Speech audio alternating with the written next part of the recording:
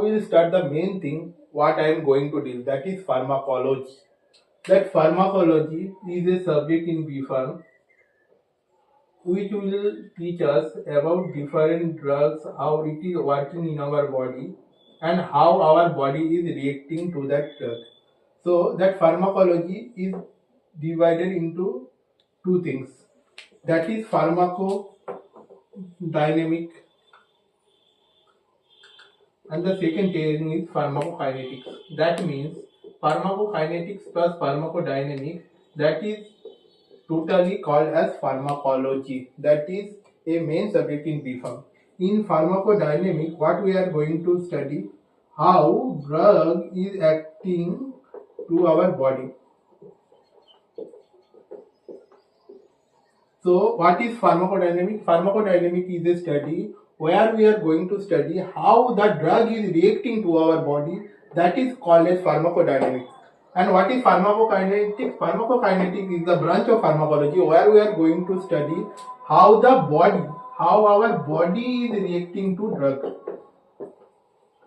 That means हम लोग क्या पढ़ेंगे इन फार्माकोडायनेमिक, हम पढ़ेंगे ड्रग बॉडी के साथ क्या कर रहा है, मतलब इसके अंदर आता है ड्रग का मैकेनिज्म ऑफ एक्शन, कैसे ये बॉडी में काम करता है. इसके अंदर क्या आता है, इसके अंदर आता है डोसेस, कितना डोज लगता है, कितना क्या होता है, ये सब लगता है, ये सब होता है. ये जानने के लिए हम लोगों को पढ़ना है pharmacodynamics and classification of different drug आता है इसके अंदर.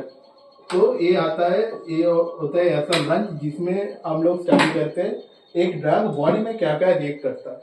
Pharmacokinetic is a branch where we study how body is reacting to drug. That means body में ड्रग लेने के बाद बॉडी उस ड्रग के साथ क्या करता है, इसके बारे में हम लोग पढ़ते हैं generally in pharmacology. In pharmacology के अंदर जिसमें पढ़ते हैं उसको बोलते हैं फार्माकोकाइनेटिक्स. तो इन फार्माकोकाइनेटिक्स मैंने पहले ही बोला, in pharmacokinetics we are going to study how body is reacting to the drug. तो इसके अंदर हम लोगों का आता है जनरली ADME का प्रोसेस. आप लोग ये पढ़ाई होंगे डिफरेंट सब्जेक्ट में, या आप 12th और 10th और 11th में भी पढ़ चुके होंगे ADME. इसके अंदर क्या आता है, फर्स्ट आता है कैसे बॉडी में जो ड्रग ले रहे हैं वो एब्जॉर्ब कैसे होता है. उसके बाद आता है कैसे डिस्ट्रीब्यूट हो रहा है बॉडी में, कैसे जा रहा है, कैसे ब्लड से फ्लो हो रहा है, कैसे फ्लो हो रहा है, किधर किधर जा रहा है, ड्रग की जाने की किधर जरूरत पड़ रहा है, कैसे जा रहा है, उसके बारे में पढ़ेंगे ड्रग.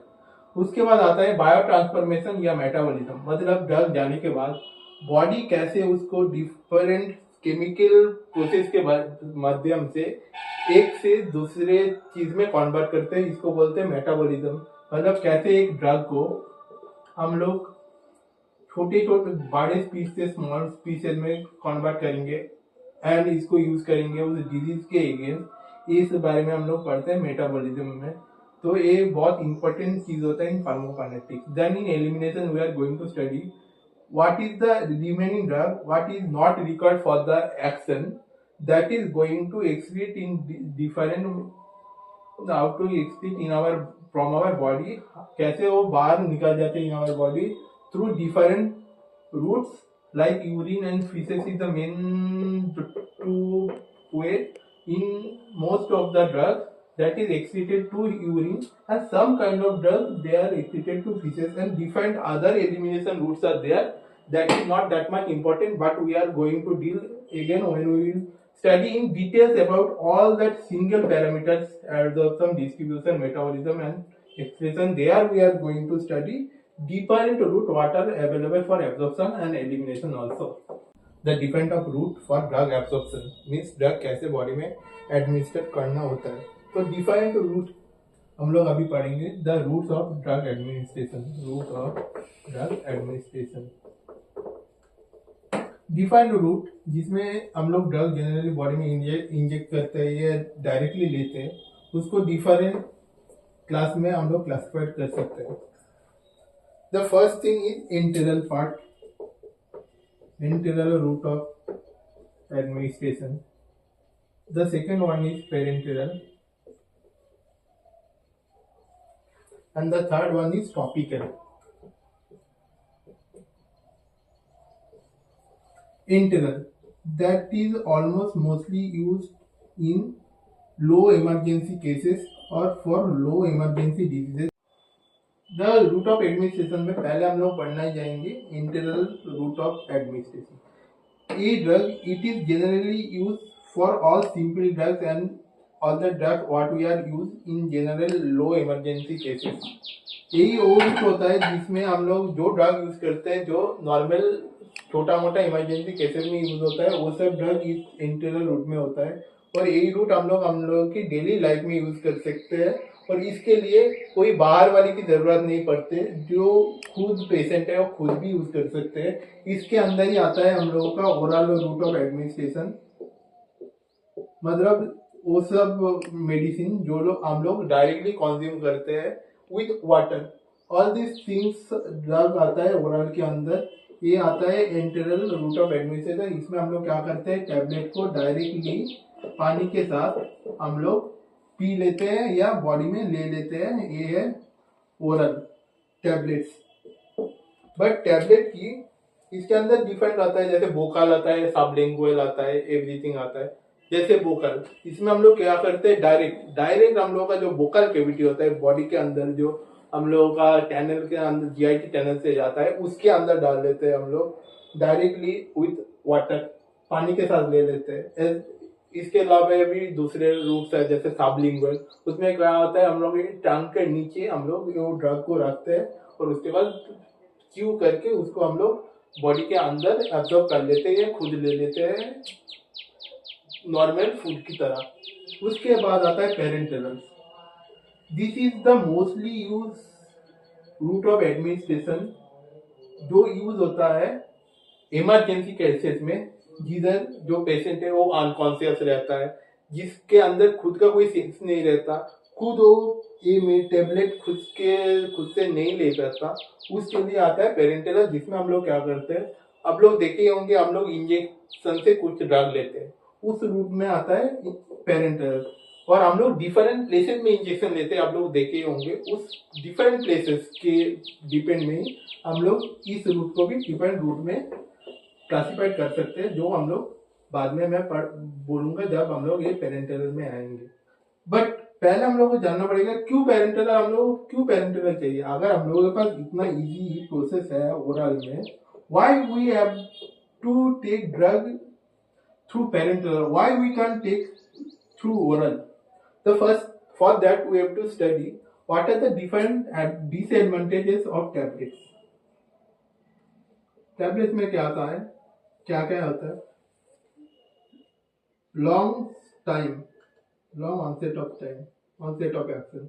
इसमें हम लोग देखे होंगे आप लोग जब ड्रग लेते हैं उसको बॉडी में रिएक्ट करने के लिए और डिजीज को ट्रीट करने के लिए बहुत ज्यादा टाइम की जरूरत पड़ता है. जैसे ही आपको बुखार है, fever, you have high fever, then you will take dolo. Generally what we generally in pharma language is paracetamol. So that dolo we have to take. When we took dolo for treating fever, you generally see it take 1-2 hours to do its action. 1-2 घंटे के बाद आपका बुखार कमना start होता है. तो ये इसका एक्शन थोड़ा स्लो है. बट इन इमरजेंसी केसेस जिधर आपको डिजीज बहुत जल्दी ट्रीट करना होता है ताकि पेशेंट जितना जल्दी उसका ट्रीटमेंट हो सकता है वो बच जाएगा, उसका मरने की चांस कम होगा. तो उन केसेस में हम लोग टेबलेट किसी भी तरह से यूज नहीं कर सकते. उसके लिए हम लोगों की पेरेंटरल की जरूरत पड़ता है. That's why we use parenteral more than tablets. And in parenterals ये ड्रग डायरेक्टली हम लोगों के बॉडी में एब्जॉर्ब हो जाता है, बहुत जल्दी एब्जॉर्ब होता है. उसका ऑनसेट ऑफ एक्शन बहुत फास्ट होता है, तो बहुत जल्दी उसका इफेक्ट दिखता है और बहुत जल्दी ट्रीट हो जाता है. इसलिए टैबलेट को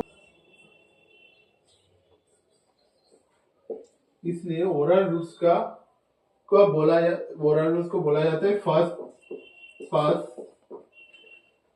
एब्जॉर्प्शन.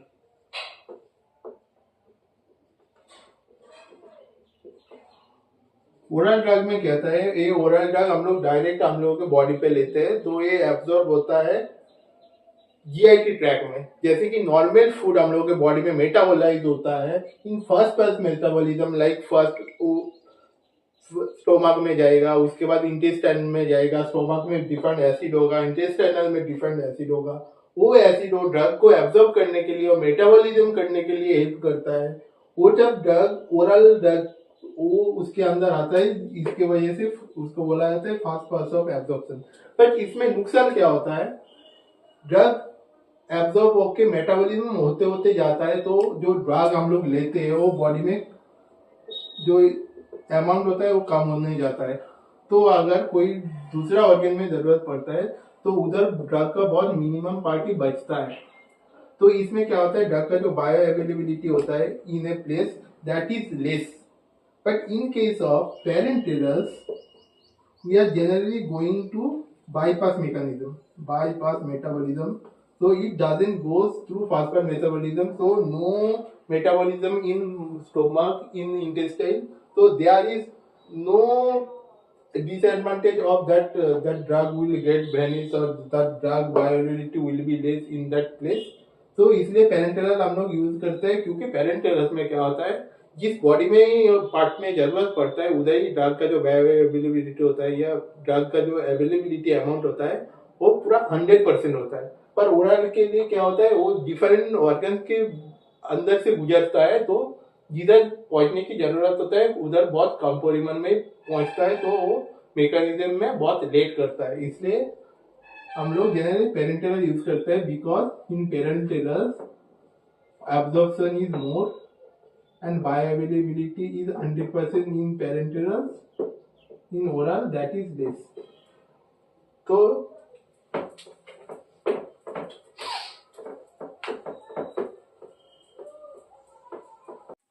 हाँ, तो हम लोग अभी पढ़ चुके हैं why oral is parenteral is more used in case of drug administration and parenteral. So we have to study about the difference between parenteral route and oral route. Oral route ये generally use होता है non emergency cases में, ये use होता है high emergency cases में, high emergency cases में। इसमें ऑनसेट ऑफ एक्शन होता है बहुत लेट, ऑनसेट ऑफ एक्शन होता है लेट या लेट भी बोल सकते हैं, इधर होता है फर्स्ट। इसमें जो ड्यूरेशन ऑफ एक्शन होता है ये होता है बहुत लंबा, इसमें होता है स्लो, तो बहुत जल्दी ट्रीट हो जाता है, treatment is faster. Bio availability is less, इसमें 100% बायो अवेलेबिलिटी होता है।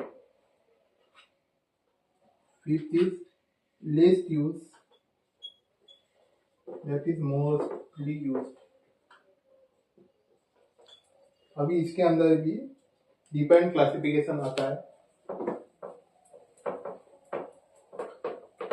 ओरल के अंदर आते हैं थ्री थिंग्स आता है। एक आता है वोकल, जो होता है हम लोगों का ओरल कैविटी, मतलब जो हम लोग डायरेक्ट ले लेते हैं।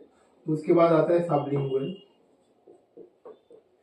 जो हम लोग का जो टंग होता है, टंग के नीचे रखते हैं और मुंह में रखते हैं, उसके बाद वो खुद से ही एब्जॉर्ब हो जाता है और वोकल में हम लोग पानी के माध्यम से अंदर डाल देते हैं, वो होता है ओरल रूट ऑफ एडमिनिस्ट्रेशन। और इन पेरेंटल रूट एडमिनिस्ट्रेशन में भी डिफरेंट प्लेसेस होता है, जिधर हम लोग इंजेक्शन के माध्यम से अंदर ड्रग को इंजेक्ट करते हैं। Different routes of administration, that is called as parental route of administration. In that in different places drug is taken by applying with injection. In that also different routes are there. There intravenous,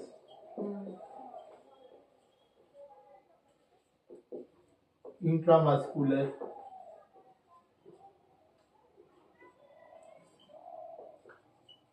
subcutaneous,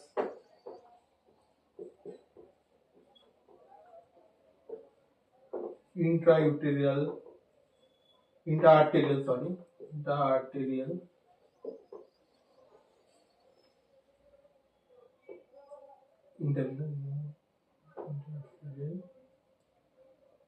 and internal. That four routes are generally used in parenteral mostly.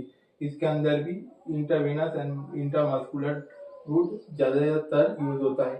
and in different route of administration in parenteral health में injection कौन सा angle में inject हो रहा है, ये भी बहुत इंपॉर्टेंट रोल प्ले करता है for drug injection through parental route of administration, जो हम लोग जब डिटेल में पेरेंटल रूट के बारे में पढ़ेंगे and different drugs which are going to use through that parenteral route, everything what we have to study next, that time I will discuss about all that route that we are used generally during parenteral route of administration, that I am going to continue in the next classes. Before going that we will study with oral and then we will proceed for topical route of administration. Okay.